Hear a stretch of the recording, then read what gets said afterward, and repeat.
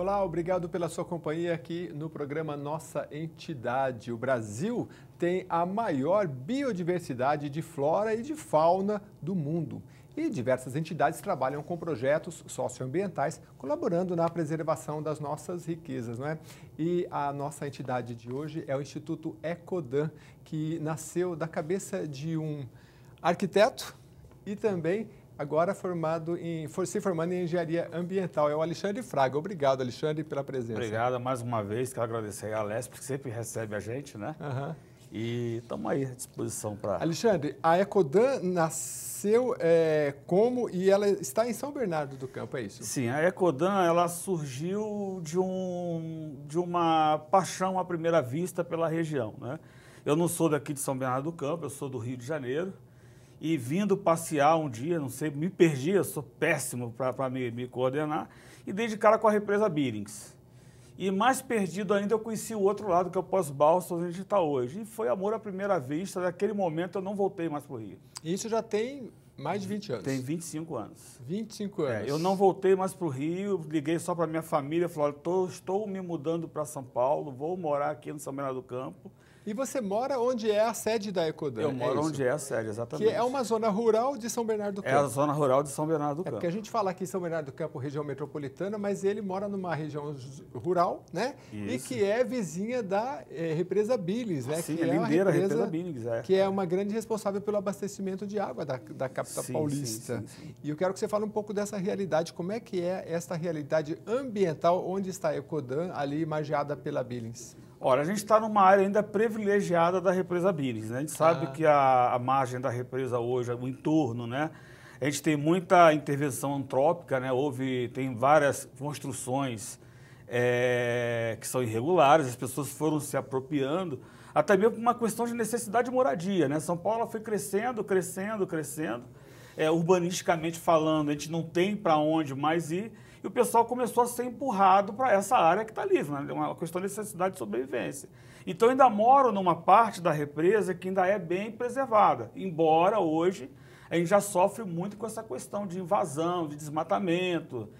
O pessoal que migra da cidade acha um pedacinho lá de mato, faz uma trilha, no outro dia tem uma casa materializada lá dentro. A gente ainda mora num lugar ainda que a gente considera um paraíso ainda. Entendi. Né? Mas as consequências destas moradias muitas vezes agredindo o solo e a água, principalmente. O solo, a água, a própria fauna e a própria vegetação. Eu estava comentando esses dias, eu quando mudei para lá 20 anos atrás, eu moro na Água Limpa, né, que é onde a gente está o Instituto. Era uma área que tinha muita nascente, tinha muita fauna, a represa você conseguia enxergar o fundo, era clarinha. E num espaço, vamos botar aqui, comecei a registrar de 10 anos para cá. Num espaço de 10 anos para cá, a gente já viu uma mudança muito significativa na qualidade da água, na qualidade do ambiente em si, né? Agora, deixa eu entender, quando você mudou ali para essa zona rural de São Bernardo do Campo, você comprou uma chacrinha, foi isso? Eu comecei com uma chacrinha de 5 mil metros quadrados. 5 mil metros quadrados. Que eu comprei ainda parcelado, né? Porque é com o que tinha no bolso. Comprei parcelado e me mudei. Entendi, mas quem nos assiste talvez não tenha uma visão exata do local. A gente vai mostrar umas fotos daqui a pouquinho para você comentar, mas ali existe até tribos indígenas. Sim. Na verdade, nós estamos localizados na área de amortecimento do Parque Serra do Mar, que também é lindeiro aqui para Capivari Monos, que é uma APA, né, de São Paulo, e beirando ali a represa Billings. Então, é um cantinho que fica assim, entre Paneleiros, São Bernardo, Itanhaém, bairro Colônia, quer dizer, meio que uma terra ali meio que a gente até brinca que é Lost, né? Está no meio de um monte de coisa. O programa Nossa Entidade conversa com Alexandre Fraga, que é o presidente dessa entidade que está em São Bernardo do Campo e que tem trabalhado para proteger os biomas. A gente vai mostrar umas fotos aqui para você comentar para a gente e falar dos eventos que você desenvolve lá, Alexandre.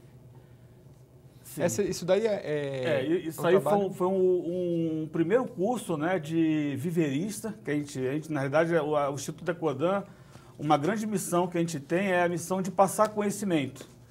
E todas as pessoas que fazem o curso, eles já têm uma autorização nossa para repassar esse conhecimento que a gente deixa com eles também. Então, isso aqui foi a nossa primeira turma de formação de viveristas ambientais, né, de mudas nativas. É uma equipe da Universidade Unirradial, da Estácio, que foram fazer esse treinamento com a gente para replicar dentro da própria faculdade.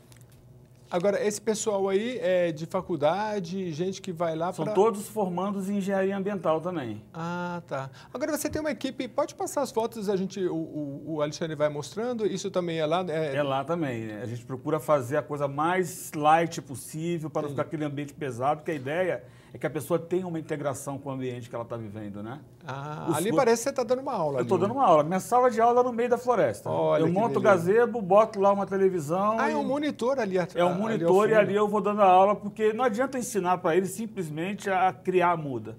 Eu tenho que explicar para eles a importância do trabalho do reflorestamento, a importância de se plantar uma semente, a importância de se produzir uma muda nativa, né? Hoje a sede, que começou com 5.000 metros quadrados, tem quantos metros? Hoje eu tenho 1.880.000 metros quadrados de área. 1.800.000. Você foi comprando aos pouquinhos, foi possivelmente até o final do ano eu chego a 8 milhões de metros quadrados. E quantas mudas? Acho que tem na próxima foto, ou na anterior, tem o viveiro, né? Ali o... Tucano, bico tem mais foto dos viveiros, né?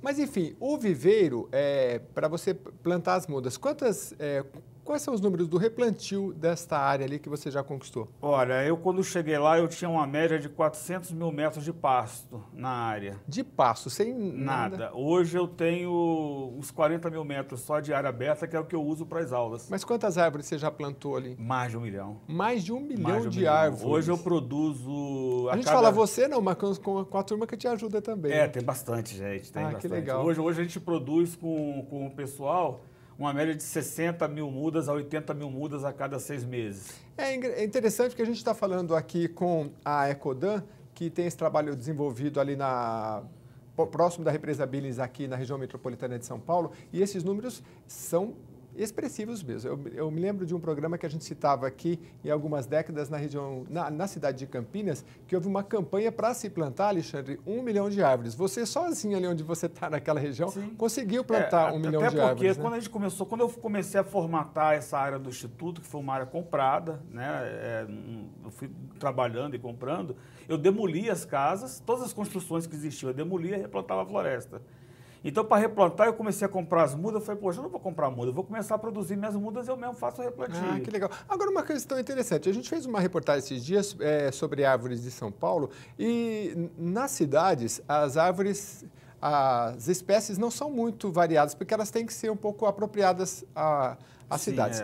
E lá não, lá você tem uma diversidade. Hoje eu trabalho com uma média de 86 espécies diferentes. 86 espécies. E são todas pesquisadas para o bioma específico, não é? Para o bioma específico. Na verdade, quanto à arquitetura, existe um desenvolvimento dentro do escritório que a gente está desenvolvendo de trabalhar o paisagismo de ecogênese na cidade, que é fazer o paisagismo com elementos da Mata Atlântica. Por quê? Isso no caso de São Paulo. Se eu estivesse numa área de cerrado, seria com vegetação do cerrado, de acordo com o bioma local do empreendimento. Este é um projeto e que já tem algum parceiro ou não? Então, são as histórias de arquitetura que alguns arquitetos que a gente está começando a delinear isso a respeito do eco-urbanismo, né? Que legal. Isso é muito interessante porque, olha, quem já teve a curiosidade, às vezes a gente olha no Google Maps, por exemplo, você vê a cidade de São Paulo. Sim. Aí a cidade, o pessoal chama, é uma selva de pedra. Sim. Quando você olha o Ibirapuera, é um pontinho verde, às vezes um parquinho que se destaca, ou seja... ambientalmente estamos vivendo não só a questão da saúde das pessoas, que a árvore ela troca oxigênio, enfim, mas tem a questão estética muito importante, porque as pessoas quando saem, até para aliviar o estresse, né, você num ambiente mais arborizado é outra coisa, né?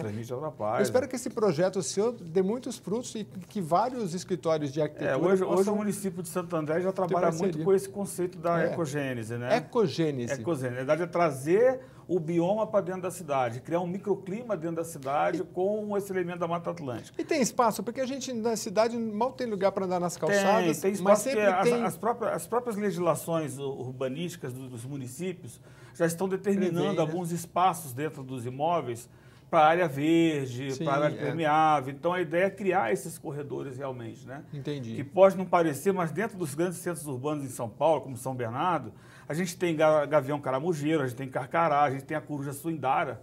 Quem não conhece aquela coruja branca do Harry Potter, dentro da cidade de São Paulo. Quer dizer, então a gente tem a coruja orelhuda, então a gente tem muita fauna vivendo dentro da cidade, principalmente quando a gente fala de avifauna.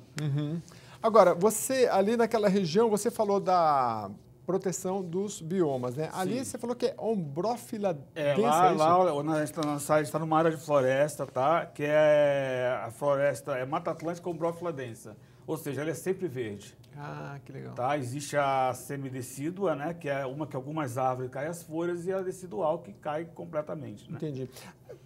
Qual é a maior demanda ou os maiores problemas que a entidade tem para trabalhar pela preservação do meio ambiente, mas ainda mais numa região ali que hoje, é da represa Billings? Hoje o maior nosso problema realmente é o homem, né? É a intervenção antrópica, que o pessoal eles compram as chácaras ou muitas vezes invadem os terrenos mesmos e derrubam. Vão derrubando simplesmente por derrubar a árvore. Então a gente tem esse problema com a comunidade. Então a gente tem conseguido trabalhar com algumas pessoas e as pessoas estão mudando um pouco a cabeça. Né? A gente tem feito um trabalho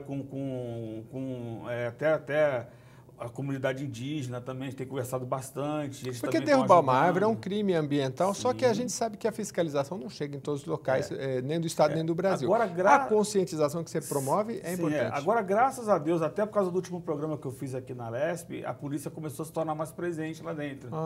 Até porque foi uma coisa que nós pedimos com relação à caça. Hoje eu tenho muito problema de caça clandestina dentro da área. A gente vai falar daqui a pouco sobre esse tema. Tem bastante coisa. Entendi. Vamos falar um pouco dos projetos. Você tem o curso sobre viveiros e manejo, né? Isso. E aí, como é que funciona? Para quem quer participar, tem que se inscrever? Então, se inscreve pelo site, tá? Ele tem um custo, esse curso, mas é custo mesmo, tá? Entendi. Custo mesmo, a gente não tem lucro nenhum. É para bancar os professores, que uma parte vem do Rio de Janeiro, a gente tem uma parceria com o pessoal da Rural, do Rio de Janeiro, e os custos de alimentação, que as pessoas, na realidade, eles ficam acampados lá dentro durante 5 dias, com 10 refeições por dia, o pessoal até brinca, parece pouco que não engorda, né? Quando pensa que está parando de comer, está comendo de novo, mas pela estrutura mesmo que a gente fornece. Agora, Alexandre, a gente sabe, outras gerações, nossos pais, por exemplo, andam no meio da mata, e meu pai, por exemplo, ele passa na mata, ele pega a folha, ele fala, você sabe o que é isso aqui? Claro que eu não sei pela folha, né? Ele fala do que é a árvore e para que ela serve. Isso aqui, se você fizer um chá e tal. A gente perdeu muito isso. Até entre os estudantes ali, você vê muita ignorância nessa área. Caipira da cidade. Eu tenho estudante, por incrível que pareça, eu nunca vi uma galinha na vida. Né? Já teve amigos meus que levaram os filhos com 10, 12 anos, quando viram uma galinha lá andando no meio do quintal, deixaram até de comer frango, viraram vegetariano. Porque eles pensavam que frango era aquela coisa que vinha num saco congelado, plástico, mas não sabia de onde era, né? E o leite é a caixinha, né? Não existe vaca. De onde vem o leite? Vem da caixa. Então, eles começaram a mudar o pensamento deles também, mas tem muita dificuldade hoje.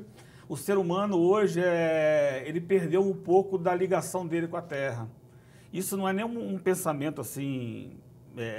diferenciado. E realmente hoje as pessoas já não se comunicam mais. Você sai para almoçar, tá todo mundo no celular passando mensagem um para o outro, ninguém conversa mais e muito mais com a terra. Então as pessoas não sabem o que é tomar um banho de represa, as crianças não sabem mais hoje o que é brincar de amarelinha, o que é brincar de pique-esconde, polícia e ladrão. E isso a gente incentiva dentro do Instituto com as crianças da comunidade. A gente tenta manter essa infância, para que eles tenham esse tempo de amadurecimento, né? Entendi. Bom, vocês têm os viveiros e o manejo, e tem também o trabalho aqui, eu estou falando dos projetos, mas tem também misturado aqui alguns eventos que eu vi lá no site, por exemplo, a coleta e lixo na trilha e plantio com bombas de sementes. Como é que é isso? Isso que acontece. Essa coleta de lixo, na realidade, é um problema que eu tenho visto nesses 10 anos, eu estou montando até um dossiê sobre isso, tá? Com o bombeamento do Rio Pinheiros para dentro da represa Billings, aí nós vamos avançar muito na questão política do negócio. O que acontece? Hoje eu tenho um fluxo de entrada de água e um fluxo de saída. Existe uma água que é bombeada para Guarapiranga e cria um fluxo. Então o material, esse material que vem boiando, que é boneca, plástico, garrafa, lixo, aquele monte de coisa, ele chega num determinado ponto da represa, ele bate numa barreira de contenção e volta para a represa. Então, o número de lixo hoje aumentou muito nas margens da represa, mas é pote de manteiga e um monte de coisa. E não é um lixo que vem especificamente das populações que estão morando lindeira da represa. Vem de mais longe ainda. É fruto do bombeamento dentro da represa do próprio esgoto. Entendeu? Então, às vezes, quando eu faço esses mutilões para limpar a área, porque eu já fotografei, tenho registro de animais com tampa de garrafa de refrigerante preso na garganta, preso em tecido, em roupa. Eu vi, por exemplo, certa vez os animais, esses que Um pato, por exemplo, que ele fica, você fala, pô, como é que o bichinho fica ali em cima e ele não afunda, né? Porque ele tem uma película nas penas por baixo, um óleo que não tipo deixa, um óleo isso. que não deixa ele afundar. Só que quando você joga detergente, produtos químicos, aquela película ela é destruída e eles simplesmente morrem porque eles afundam, né? Exatamente. É a gente está desenvolvendo uma pesquisa para trabalhar essa questão do efluente doméstico. A gente está desenvolvendo uma pesquisa para fazer um tratamento na água com algumas plantas macrófitas, né, flutuantes, que são plantas que elas arrancam esse material de dentro da água e a gente arranca a planta e vai fazendo essa limpeza na represa. Hoje, em Araruama, no Rio de Janeiro, já existe um tratamento de esgoto do município feito dessa forma. Então, a gente está pesquisando para trazer isso para a represa. E daí a importância do investimento na pesquisa também, que não pode parar, né? Porque muitos projetos têm início e depois não seguem. Bom, vocês têm a produção de muda nativa, o Viveiro Escola, que já plantou 1 milhão de mudas nativas e produz por mês uma média de 80 mudas nativas. 80 mil mudas. 80 mil mudas. Mas como é que você tem seu trabalho fora ou você se dedica integralmente? Não, eu tenho trabalho fora também.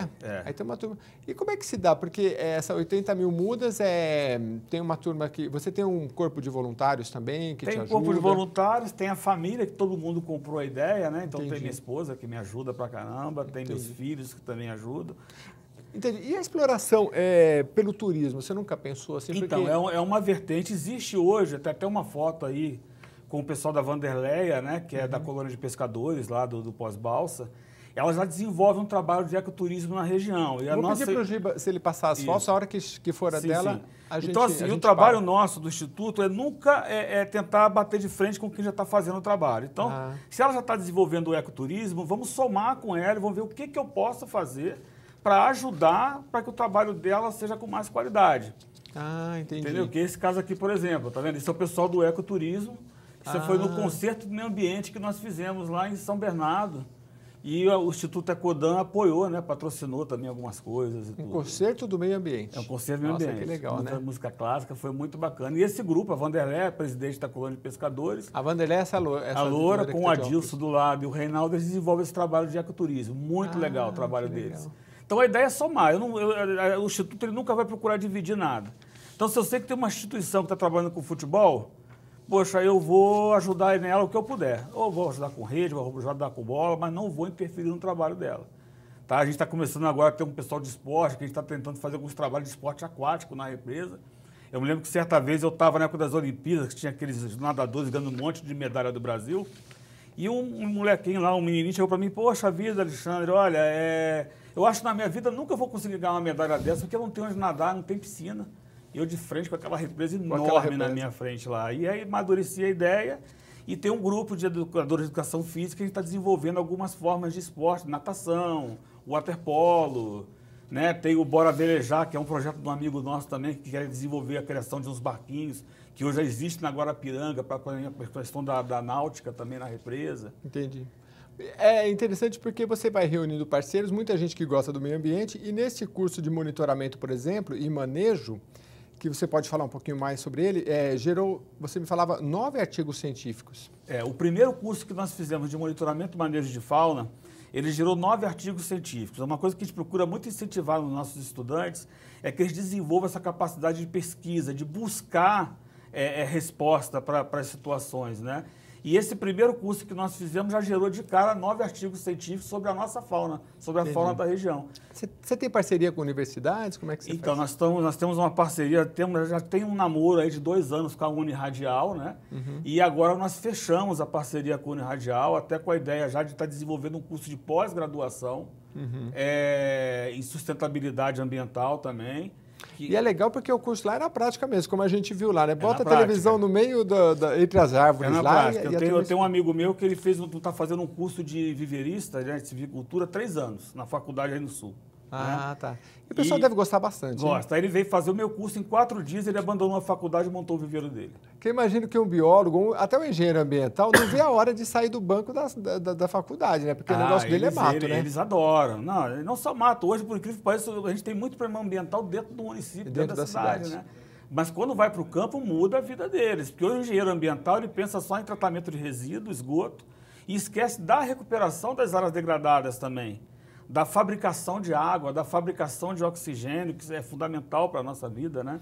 Esse aqui é o Rede Balsear. Esse é o Balsear, é um projeto muito bacana também, da dona Ana, né? Ela começou esse projeto com as mulheres lá do Pós-Balsa. Começaram bem crua, né? Essa aqui é uma das primeiras cerâmicas dela e foi evoluindo para aquilo que está vendo ali. Elas usam sempre motivos da Mata Atlântica. Agora, Alexandre, a gente vê um trabalho artesanal desse, a gente sabe que tem gente que vive do artesanato, tem gente que vive da pesca artesanal. Sim. E a gente sabe que o chamado progresso, o Brasil aí do começo do século, ou talvez década de 40, 50, o progresso era abrir estrada, o progresso era desmatar, né? Sim. E hoje a gente vê um pensamento assim, que, poxa, mas você quer ficar no meio do mato, vivendo do artesanato, da pesca? E eu conversei com uma pessoa, numa reportagem que eu fiz em Ubatuba, que vive desse trabalho, ela falou assim, as pessoas têm que entender que tem gente que quer viver disso e pode viver disso, e a comunidade pode ser um ambiente sustentável. Não é que a gente vai ficar atrasado no meio do mato, sem computador, sem nada, mas a gente quer produzir e quer vender produtos como esses de artesanatos e contribuir, né? Agora, a gente ainda mantém esse pensamento de que a gente precisa industrializar tudo, desmatar e que vem o progresso? Tem bastante gente que ainda pensa dessa forma, tem muita gente que ainda pensa dessa forma, mas também tem muita gente que está descobrindo essa nova forma de viver, né? No meu caso, eu saí do Rio, eu era funcionário público, abandonei de carreira, abandonei toda a minha história no Rio e fui morar no meio do mato e encontrei a minha felicidade lá. Agora, você acredita que a gente, como você falava antes, se distanciou um pouco deste contato com a terra e do entendimento do que a terra pode nos proporcionar? Eu falo terra, todo o meio ambiente, porque a medicação que a gente toma, ela não vem de outro lugar, né? Ela pode ser processada. O alimento hoje também processado, ele vem da terra, embora tenha... neste processamento, ele não é um alimento mais natural, mas ele vem de lá. E este trabalho que você faz educacional, não sei se você pretende ir nas escolas para ampliar esse conhecimento. Sim. Como é que está essa área? Você pretende ampliar? Então, eu estou montando uma equipe agora de pedagogos, né? Porque agora, quando entra em escola, a gente tem uma legislação que a gente tem que estar acompanhando. Então, a gente está acabando de escrever esse projeto, como a gente vai chegar nas escolas também. Porque chegar numa escola, é o que eu falo, chegar para a criança e ensinar ela a plantar, bota o carocinho de feijão, nasceu uma plantinha e acabou, não. Eu quero que ela entenda... Eu aprendi assim, o carocinho no algodão. Então, eu quero que a criança entenda a importância que tem de se pegar uma semente e colocar na terra. Entendi. Entendeu? Eu quero que ela tenha essa vivência. Tanto é que o projeto do Viver Escola, ele é um projeto que a gente está acabando de formatar ele, mas o que é? É pegar a criança da escola, já pequenininha, que não tem consciência nenhuma de que é uma planta nem nada, e começar a passear com ela na floresta. Entendi. De repente, no meio da trilha, sai a cuca ou sai o saci, e começa a conversar com ela através do nosso folclore, que é algo que está perdido também. Né? Está perdido também, e começar a falar um pouco da floresta. E a criança começa a crescer com essa intimidade com a floresta, né? Mas não dá para levar todo mundo para a floresta, né? Algum trabalho dentro da sala de aula dá para fazer também, né? Sim, um pouquinho de terra você consegue a ideia é essa, é fazer esse intercâmbio. Entendi. A ideia é criar pequenos grupos de crianças, tá? Que num período de 16, 17 anos de vida delas, elas recuperem um fragmento. Entendi. Então, se eu considero, preciso de uma muda para cada 6 metros quadrados. Uma turma de 30 alunos, eu consigo reflorestar uma média de 200 metros quadrados. Então, a ideia é que essa criancinha que andou na floresta, ela vá plantando, depois ela vai colher a semente, ela vai criar a planta, ela vai plantar e vai acompanhar. Eu quero que quando ela vá para a faculdade, ela vá para a faculdade com a foto dela pequenininha, passeando no trilho, e vá com a foto da floresta que ela ajudou a criar. Quem sabe um dia o turismo, que é o final de semana na capital paulista, aí com milhões, acho que a região metropolitana, acho que são cerca de 17 milhões, em crescimento, né? Sim. Em vez de apenas querer ir para a praia, não queira fazer um bom passeio e desenvolver cada vez mais o turismo ambiental. E nós temos regiões maravilhosas, com 4 horas de caminhada, a gente está em Itanhaém, a pé, pelo meio do mato, passando um monte de cachoeira, cada lugar lindo. Porque as pessoas nem sabem o que existe aqui em São Bernardo. Eu vou chamar o intervalo, daqui a pouquinho eu vou mostrar o quintal da casa do Alexandre, você vai ficar com inveja, viu? Porque é um lugar muito bonito, mas olha, dá muito trabalho também viver lá. A gente volta já já para continuar falando aqui da Ecodan.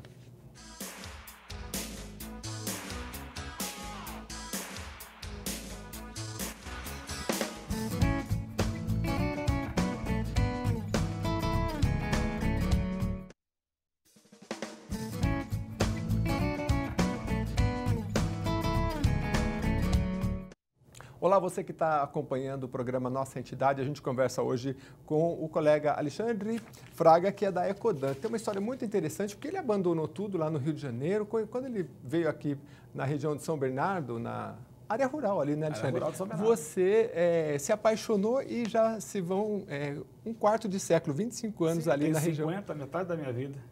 Legal. Vamos falar um pouquinho mais dos projetos. Você tem o CRAS. O que é o CRAS? O CRAS, na realidade, é um sonho que a gente tem já há muito tempo, que é um centro de recuperação de animal silvestre. Centro de recuperação de animal Por silvestre. incrível que pareça, vamos contar o município de São Bernardo do Campo. 52% do município de São Bernardo do Campo é floresta. Mais da metade do município é floresta, é área rural. E é lindeira ao Parque Serra do Mar. Então, a gente tem muito caso de atropelamento, de sussuarana. Tem muito caso de animais que têm que ser resgatados e muitas vezes até recuperados pela Polícia Ambiental. E hoje, na nossa região, com todo esse problema de fauna, a gente não tem lá um lugar para receber esses animais.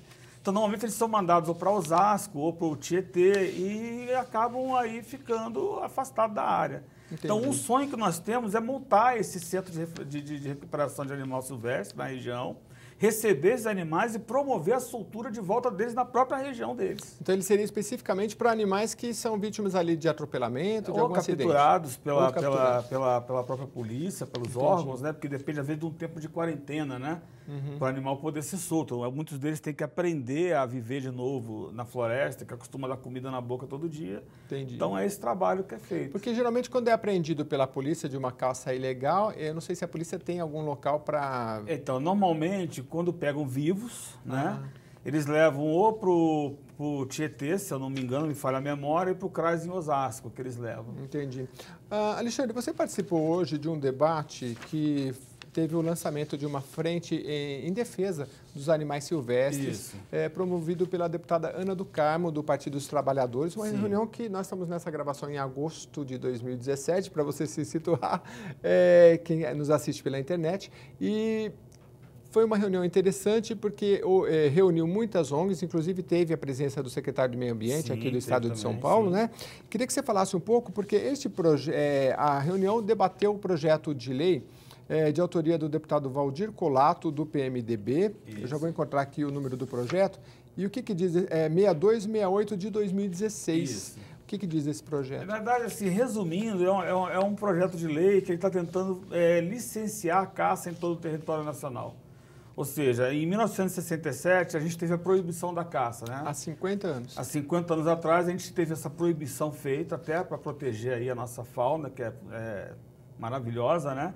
E agora está tendo esse retrocesso, né? Através até da bancada ruralista, da turma toda, e querem trazer de volta essa caça. Projeto na Câmara Federal. Na Câmara Federal. Inclusive está aqui, institui a Política Nacional de Fauna e dá outras providências. Mas como você está dizendo aqui, o ponto central chave é a liberação da caça. A liberação da caça. Liberação total para qualquer pessoa. De caça. Entendi. Entendeu? Para safaris, os safaris vão voltar para o Brasil, quer dizer, é um absurdo. Inclusive, foi ventilado alguma coisa de caça esportiva também. Também, né? Caça esportiva, quer dizer, na verdade é uma liberação geral, né? Entendi. Ele não está determinando muito qual espécie pode ser caçada ou não. Então, existem algumas barreiras, né? E que tipo de prejuízo isso pode trazer ao meio ambiente? Você que está um quarto de século ali numa região que acontece? Precisa ser preservado. Na minha região, hoje, eu já tenho um problema muito sério de caça clandestina, né? Dentro da própria área do Instituto, a gente tem lá várias armadilhas que a gente pega de canhãozinho, né? Pau de fogo, que é aquela que você passa e dá um tiro, laço, já é uma briga muito grande. Você tem uma noção hoje... um tatu hoje custa R$250 no mercado negro, limpo. O cara pega 10 tatu de uma noite, é R$2,5 pau. Quer dizer, ele vai fazer o quê mais no resto da semana? Não faz mais nada. Então, isso já é um problema muito sério na minha região. E a fauna, ela é completamente ligada a essa questão do reflorestamento. Estava até conversando, né, com você, existe, por exemplo, a cuíca, que é um animal que é o agricultor da floresta. E ela vai na árvore, pega a semente, pega lá 3, 4 sementes, enterra as sementes, só que a memória dela é muito curta, né? Então, ela só lembra de uma. Então ela pega essa uma, come as outras 3 que ela plantou, ela não lembra mais onde está e acaba germinando uma árvore. Tem a própria avifauna também que ajuda a disseminar semente. Quer dizer, o animal, ele tem um morcego que tanta gente condena, né, e tudo. Então o animal hoje, a fauna, ela é essencial para a preservação das nossas florestas. E uma liberação de uma lei dessa, além da gente ter nossa região, que é um paraíso, aquilo virar um campo de guerra, ele vai ter esse problema. Não, e com armas também, que sim, um agravante. Sim, e fora isso, a gente vai ter esse problema da falta de dispersão de semente. Então, a própria floresta tem a tendência a estar eutrofizando, a estar acabando, né? Você explicava para mim, porque eu costumo dizer que a gente é caipira da cidade, né? Tá certo que o termo não tá certo, porque quem é caipira tem que ser, ou é caiçara ou é caipira, né? Sim. Mas, enfim, a gente não tem tanto conhecimento, e o Alexandre estava explicando para a gente. Os passarinhos, por exemplo, não é só a polinização, que ele pega a semente, ele ajuda a distribuir. Alguns passarinhos, eles até acabam ajudando na polinização, mas o forte mesmo do passarinho, ele come as frutas, né? Uhum. E conforme eles vão comendo, pelo trato intestinal deles, muitas vezes não dissolvem a semente. E toda semente, para germinar, a gente tem uma película em volta dessa semente, né? Que no caso é o cotiledone. E essa película, ela impede que a água entre no embrião. Então, quando essa película ela é rompida, a água entra no embrião e a semente germina. Isso, às vezes, leva 1 ano. Tem semente que leva 1 ano para germinar dentro da floresta. Uhum. Mas quando o passarinho engole, às vezes em 2 semanas a gente já tem a árvore germinando. Porque o próprio trato intestinal dele ajuda nesse processo de quebra de dormência. Entendi. Então, um passarinho, por exemplo, que vem de Santos para cá, ele se alimenta em Santos, vem voando lá para cá, vem jogando as sementes de Santos para cá. Entendi. Quando ele volta para Santos, ele vai jogando a semente que ele pega aqui e vai levando para lá. Então ele começa a criar uma biodiversidade genética de frutos e sementes da própria floresta. E é interessante porque tudo regulado pela natureza, tudo, né? Mas eu conversava com a jornalista que participou do lançamento dessa frente parlamentar, e ela me dizia que existem casos, assim como, por exemplo, existe o desmatamento em algumas regiões brasileiras para o gado, né? Sim. Eu até citava aqui no outro programa que o pessoal pega 2 tratores e com uma corrente vai quebrando tudo e depois queima tudo e coloca o gado. E ela citou uma outra questão importante, que animais que não são da fauna, por exemplo, da Amazônia,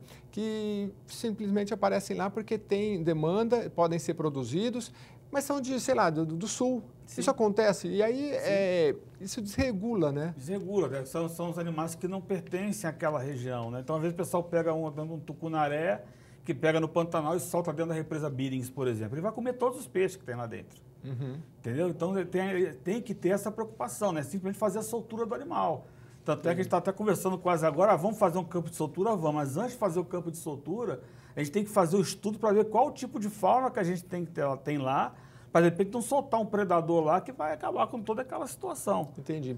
Bom, a gente está conversando aqui o programa Nossa Entidade com o Alexandre Fraga, e ele está explicando aqui o trabalho da Ecodan, o Instituto Ecodan, ali na região de São Bernardo do Campo. É bem interessante e, aliás, ele convida todo mundo para visitar lá. Pode ir lá fazer um passeio, levar uma escola, visitar? Lá o Instituto é tão chato que não tem nem tranca na porta. O pessoal chega às vezes lá meia-noite. Uhum. Chegou, Fraga, estou indo aí para fazer uma corujada. Eles vão lá fotografar coruja, buceiro. E é perto de São Paulo, o acesso pode ser pela Anchieta? O acesso pode ser pela Anchieta, via Riacho Grande, você entra no Riacho. Quilômetro mais ou menos, você lembra? Pela Anchieta, Riacho Grande, você atravessa a balsa. Quando você estiver na Anchieta, você vai ver uma placa muito grande ali, Riacho Grande, né? Isso. E aí, eu sei que para frente do 15 depois hoje, para facilitar a tecnologia, a gente está no mapa, mas a gente está no... Se pegar esses sites de georreferenciamento, sim, aí, o Waze, você põe Riacho Grande, você vai parar lá. Não, só botar Instituto Ecodan. Instituto Ecodan.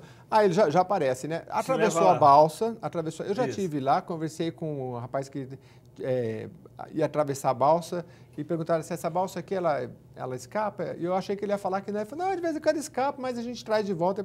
Mas agora acho que não está escapando não, que é seguro, né? Não, mas mesmo que escapa, inclusive tem um posto policial agora ali na base, não sei, acho que tem agora, que ficou um pouco mais seguro, né? Sim, tá bem atravessa a balsa e já tem um acesso ou de ônibus ou de carro para ir até o Instituto. E é barato, tá do lado de São Paulo, às vezes a pessoa gasta uma grana para ir daqui para outros estados, né? E lá a gente tem quase que um cenário de Pantanal lá na minha região. Mas não tem onça, não? Tem, nós temos lá a Sussuarana. Como assim? Na nossa região mesmo? A gente tem a Sussuarana. Mas aí eu estou convidando meus telespectadores para ir lá e você segura as onças? Como é que vai ser? Não, mas é tranquilo. Meus filhos estão lá comigo desde 5 anos de idade, lá bem pequenininho. e vivem no meio do mato, passeiam sozinho para cima e para baixo, nunca tiveram problema com onça, com cobra, com nada. Entendi. Porque quando você tem um respeito pela natureza, a natureza te respeita também. Entendi. E lá tem coisa legal para ver? Eu vi aqui no site que tem o borboletário. Então, o borboletário é um projeto que a gente está tendo, sim, para trabalhar exatamente a questão da polinização. Que tá? Então, tem o projeto do borboletário, mas a gente tem aí os passeios pela represa, tem as cachoeiras. Entendi. Mas o borboletário, que é o nome difícil lá, como é que você É uma criação de borboleta. E você atrai elas? Ou... Não, aí você tem que recolher os ovinhos e... puxa, é um trabalho científico, né? Com biólogos, já não é muito a minha expertise. Entendi. Mas a gente tem uma turma que já está preparando isso. Em alguns países, eles usam a borboleta para cruzar com o bicho da seda, para fazer a seda mais fina. Fazer a seda de melhor qualidade. Então, existem as fazendas que vendem borboleta. Agora, se uma escola, por exemplo, de São Bernardo do Campo, ou da região ali, Santo André, São Caetano, é tudo, até mesmo da capital paulista, se quiser, aí é bom ligar antes e agendar, né? Sim, tem o site do Ecodan é www.ecodan.com.br. Ecodan.com.br. Ou põe no buscador aí, Ecodan, Eco de Ecologia. Instituto Ecodan aparece no Google. E já está lá, ecodan.com.br. Graças a Deus a gente tem. E aí você pode marcar aí para a sua escola, fazer uma visita lá. O professor, geralmente um professor de biologia, tem bastante coisa legal para ver. Sim, olha, só de estar ali no meio do quando é caso de escola, a gente procura conhecer. Conversar com o professor para ver o que ele quer que a gente trabalhe. Tá. Então ele já dá uma linha. Fala, olha, Fraga, esse semestre eu estou trabalhando com as crianças com relação a inseto e tudo. Então, ele já desenvolve todo um trabalho de visitação dentro da área com relação à parte de inseto. Entendi. Olha, essa semana eu estou trabalhando com essa questão da floresta, da germinação e tudo. Então, ele já faz todo um trabalho voltado para isso. E tem também o posto avançado no Rio Grande do Sul. Fala para gente desse trabalho. Eu fui fazer um trabalho há um tempo atrás, foi há uns 20 dias atrás. É um trabalho de arborismo, né, que a gente quer desenvolver para coleta de semente em copa de árvore. Até o instituto do amigo meu que promoveu esse curso lá. E chegando lá, conversando com o pessoal da região e tudo, tem uns fragmentos no meio daquele monte de plantação de soja, existem algumas manchas de vegetação nativa no meio daquilo lá, e com muito bugio, com muito primata, muita fauna e tudo. Eu falei, nossa, e como é que vocês controlam isso? Né? Eu falei, de vez em quando aparece um macaco desse morto aí no meio da máquina e tudo, mas você nunca pensou em controlar isso não. Então surgiu a ideia da gente criar um posto avançado do Instituto Ecodan no Rio Grande do Sul, como também já tem um pessoal namorando a gente em Manaus, que a gente faça um posto avançado lá também, exatamente para criar um instrumento de preservação desses animais e criar corredor ecológico.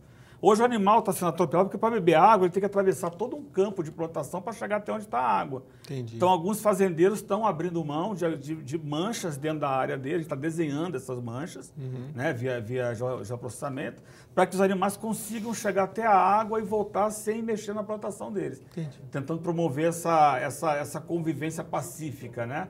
Entre o homem e o animal. Então, até brinco porque assim, tem gente que fala assim, o homem e a natureza, um não vive sem o outro. Eu acho que a natureza vive sem a gente é que não vive sem a natureza, não é verdade? Bom, a gente conversa aqui, o programa está caminhando para o final, mas eu quero deixar o Alexandre à vontade para conversar também sobre as parcerias que você deseja fazer. Você falou que tem com a Uniradial e tem com uma outra universidade. Fique à vontade para falar também sobre que tipo de parceria você busca, que tipo de entidade que pode colaborar com esse trabalho e as pessoas, voluntários, enfim. Hoje a Ecodan ela vive praticamente daquilo que eu ganho com o meu trabalho, né? A gente tem alguns amigos que ajudam também, né? Então, assim, qualquer empresa ou instituição que queira se somar a gente, ajudando, não necessariamente precisa ser financeira, de repente com um material. Agora eu recebi uma doação de cadeira universitária para as aulas, né, que até então não tinha. A gente se virava lá para fazer com o que a gente podia.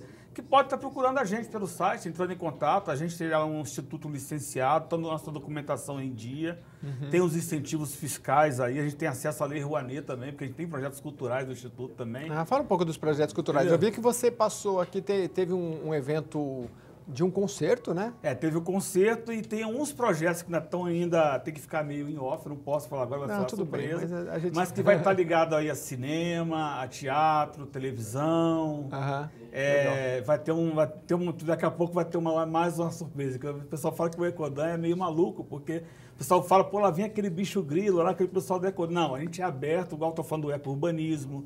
é a questão da própria ecoarte, o ecodesign. Então, tem algumas coisas que estão ainda aí na pauta para estar saindo. E que vale a pena você conhecer. O Instituto Ecodan, é só botar o site aí, conhecer o trabalho deles. E tem muitos cursos que eu acho que ainda dá tempo da gente falar. Olha, curso teórico e prático sobre técnicas de levantamento, monitoramento e resgate da fauna. Esse vai ser outubro. Para licenciamento e consultoria. Ambiental. Vai ter um agora em setembro, que é o curso de inventário florestal. Ah, tá. Porque o que acontece? Por incrível que pareça, na nossa região ainda tem muita gente com essa deficiência de não saber identificar o tipo do bioma, o tipo de vegetação.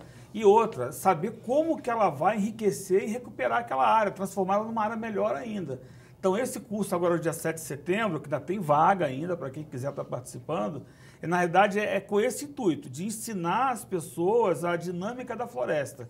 Como você está falando de técnica de levantamento e monitoramento ou do inventário outro? Florestal. Inventário florestal. No link lá de curso é o do meio. E é quanto tempo esse de inventário florestal? São 4 dias. Vai pegar 7, 8, 9 e 10 de setembro. 10 Carga horária de 40 horas. Isso. E o objetivo, capacitar profissionais, consultores ambientais, acadêmicos de biologia, engenharia ambiental, toda essa turma que mexe com isso, agrônomos e áreas afins, né? Utilizando métodos de identificação de famílias botânicas, parâmetros fitossociológicos. Isso. Aí você tem ali biólogos que estão... Hoje, dentro do nosso escopo, dentro dos nossos parceiros, hoje nós estamos em 40 praticamente, né? Então, a gente tem desde apicultor, né, melicultor, que é outro projeto que a gente tem também, a gente tem biólogo, geógrafo, sociólogo, pedagógico, a gente tem arquitetos, engenheiros civis, engenheiro florestal, a gente tem uma gama muito grande de profissional que trabalha com a gente. Então, entra lá, agora que eu pude perceber, tem pelo menos 3 cursos em andamento ou para inscrição. Tem 3 cursos para inscrição. Né?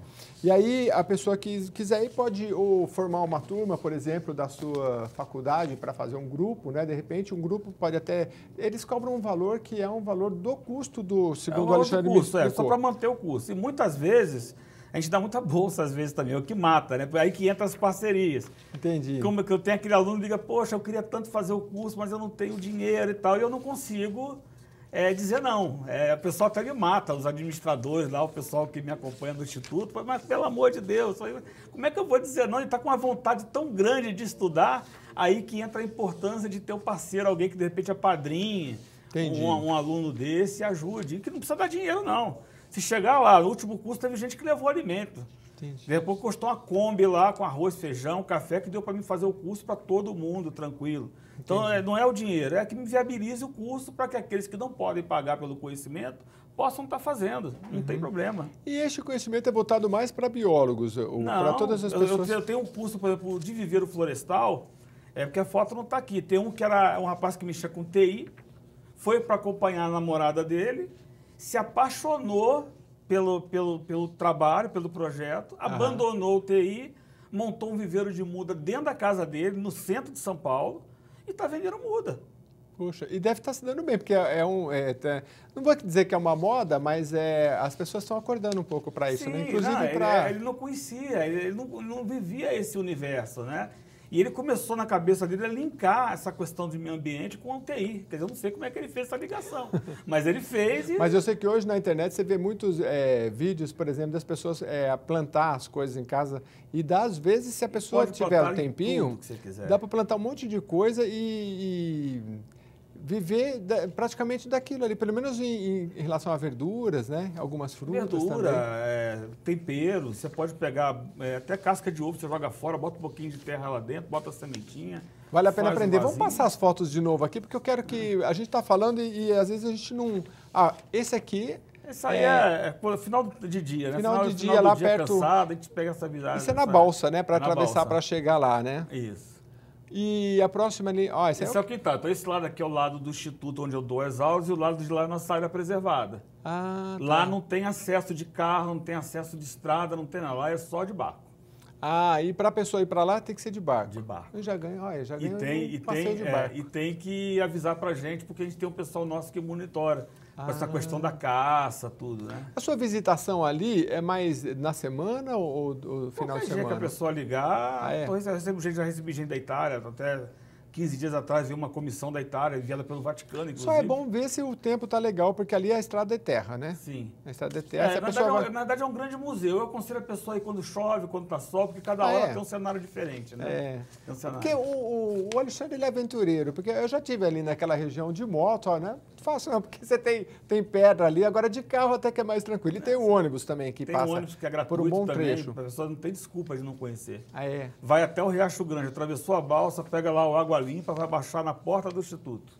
Legal. E essa turma aqui, ó... É a turma com diploma na mão. Todos eles recebem um diploma que usa para horas na faculdade. É uma turma que passou um dia só ou tem alguns que 4 passam... dias. 4 dias. Ficaram 4 dias acampados aí. Acampados. É. A ideia é que a pessoa entre no mato mesmo. É mesmo. Mas tem os dormitórios também. Tem gente que não é tão propício. No caso deles... O paulistano não chega lá com uma bolsa com repelente, com não sei o que lá? Tem gente que chega com bolsa de repelente, chega com cobertor, depois no final, olha assim, você não tem uma barraquinha para me emprestar, não? Porque aí, quando ele vê o pessoal lá no meio da mata e... eu quero ir pra lá. Aí vai, acaba dividindo lugar na barraca com o outro. Entendi. Mas nós temos o dormitório também. Puxa, que legal. E poder acampar, né? Bom, essa turma aí, com certeza, não tem medo de ficar ali e é uma aventura até muito gostosa. No primeiro dia eles estavam, depois já estavam mais perdendo um pouco do medo. Vamos passar um pouquinho mais das fotos para a gente poder comentar um pouquinho. Esse é o pessoal repicando as mudas, tá vendo? Esse aqui que é o rapaz do TI que eu te falei. Entendeu? No final ele foi para conhecer e acabou participando também. E aí o pessoal pegando as mudas para levar para campo. Ok, vou ficar lendo livro de tecnologia, vou aprender biologia. Era a minha casa, né? Mas começou a ter muita chuva de granizo e começou a quebrar minhas mudas no campo. Eu peguei e joguei tudo para dentro da casa. Tinha uma casa fechada, eu joguei tudo para dentro da casa. Para proteger as mudas. Mas tem ciência para conhecer aí para o resto da vida, né? Para estudar, né? Porque biologia é um campo que é um campo muito grande de estudo. O Brasil tem áreas de pesquisas muito boas nessa área. E aí tem a turminha aí, parece que eles estão esperando almoço, não? Estão trabalhando, eles estão vendo um vídeo, que foi o vídeo um dos vídeos que me inspirou a fazer esse trabalho com as árvores. Que é um filme chamado O Homem que Plantava Árvores. Tá. É muito legal. Bom, vale a pena. Você falou das árvores, eu vi um vídeo muito interessante também, tem no TED, que é sobre palestras, né, virtuais, e falando como as árvores se comunicam, né, e elas se comunicam pelas raízes, né? Se a gente não entender como que a natureza funciona, como que ela se interliga, a fauna, a flora, não é? Vai lá para a Ecodan, que você vai ter muito conhecimento e vale muito a pena para a garotada das escolas e todo mundo que quiser participar. Ali, acesso pela Via Anchieta, Riacho Grande, né? Riacho Grande. É bem facinho. É só botar no Waze que vai levar você lá tranquilo. Vai levar você lá para Ecodan e você vai gostar, você vai conhecer e vai gostar. Agradeço, Alexandre, pela sua participação e até a próxima. Obrigado pela sua companhia também e até o próximo programa.